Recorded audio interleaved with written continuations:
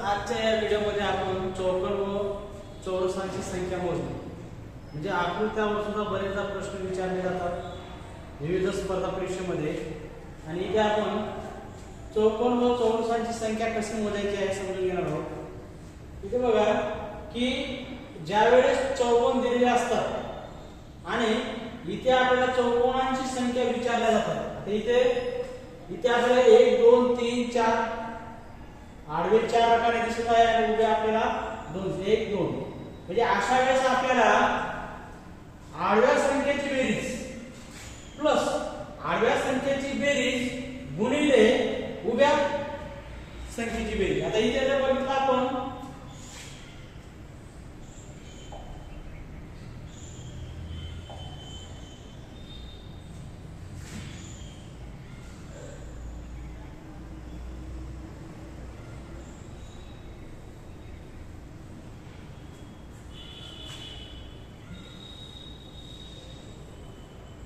बेरीज, तर आपल्याला इथे दिसून येईल 1 प्लस 2 प्लस 3 प्लस 4. म्हणजे यांची बेरीज आपल्याला करावी लागेल 4 आणि 3 7 आणि 3 10. म्हणजे आडवी बेरीज किती आलेली आहे तर 10. आता उभी बेरीज 1 प्लस 2, उभी बेरीज किती आलेली आहे 3. म्हणजे याचा अर्थ काय की आडवी बेरीज 10 आणि उभी बेरीज 3. मग इथे आपल्याला आडवी बेरीज गुणिले उभी बेरीज म्हणजे ते 10 गुणिले 3 म्हणजे उत्तर किती येणार 30. याचा अर्थ यामध्ये चौकोनांची संख्या किती आहे तर 30 चौकोन यामध्ये आहे. त्यानंतर पुढचा आणखी एखादा एक्झाम्पल घेऊया.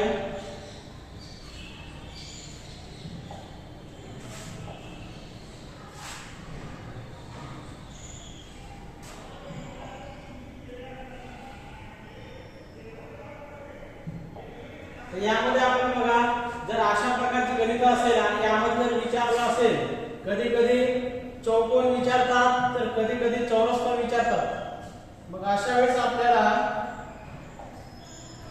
चौकोन आणि चौरस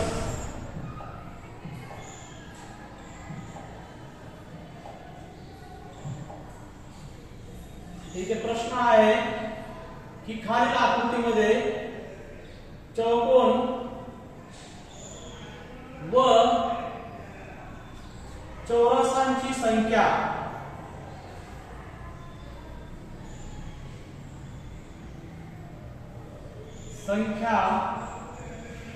किती. म्हणजे या टाइपचे प्रश्न विविध स्पर्धा परीक्षेमध्ये विचारले जातात. इवन शालेय स्तरावर बुद्धिमत्ता आहे किंवा एनएमएस आहे या परीक्षेमध्ये सुद्धा विचारले जातात. इथे बघा की चौकोनांची संख्या काढायची आहे आणि चौरसांची संख्या सुद्धा आपल्याला काढायची आहे. यामध्ये बघा आधी आपल्याला काय करावं लागेल की चौकोन व चौरसामध्ये आपण संख्या लिहूया.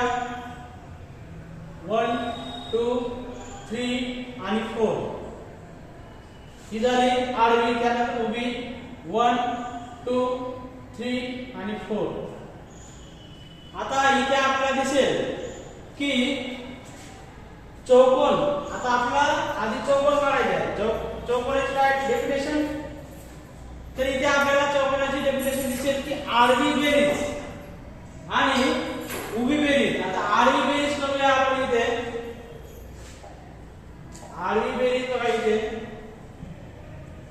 1 प्लस 2 प्लस 3 प्लस 4. चौकोनाची संख्या काढत असताना 4 आणि 3 7 आणि 3 10. म्हणजे आडवी बेरीज किती आलेली आहे 10 आलेली आहे. उभी बेरीज 4 3 7 आणि 10. म्हणजे उभी बेरीज आणि आडवी बेरीज हे समान आलेले आहे. म्हणजे काय तर आडवी बेरीज गुणिले उभी बेरीज म्हणजे 10 गुणिले 10 म्हणजे काय ना 100 येणार. म्हणजे चौकोनाची संख्या किती आहे तर 100. एकूण चौकोन किती आहे यामध्ये 100 आहे. आता आपल्याला चौरसाची संख्या काढायची आहे. झाले चौकोन, चौरसाची संख्या काढूया. आता इथे बघा चौरस काढत असताना जी आडवी संख्या आहे आणि जी उभी संख्या आहे याचा आपल्याला गुणाकार करायचा आहे.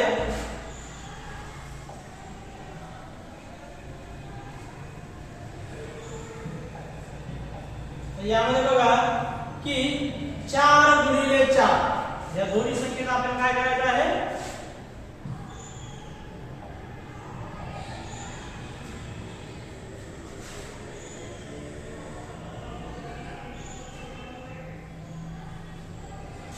यांचा आपल्याला काय करायचं आहे, गुणाकार करायचा आहे.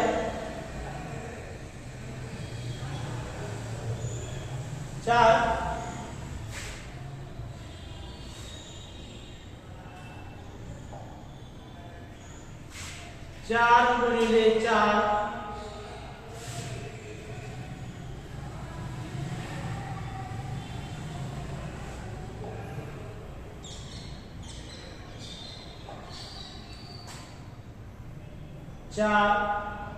गुणिले 4 म्हणजे यांचा गुणाकार करायचा आहे आडवी आणि उभी.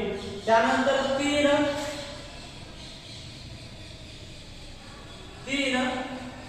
गुणिले 3, त्यानंतर 2 गुणिले 2 आणि यांचं गुणाकार झालं, यांचं गुणाकार झालं, यांचं गुणाकार झालं. हे जोडी आहे आडवी आणि उभी. मग एक शिल्लक राहिलेला आहे, तो ते शिल्लक संख्या जी आहे त्या आपण यामध्ये काय करणार आहोत, आपण यामध्ये प्लस करणार आहोत. इथे बघा 4 चौक 16 प्लस 3 त्रिक 9 प्लस 2 दोन्ही 4 आणि प्लस 1 जो शिल्लक आहे तो. आता इथे बघा 4 आणि 1 5, 5 आणि 9 14, 14 आणि 16 किती होणार, 14 आणि 16 तर इथे होणार 30.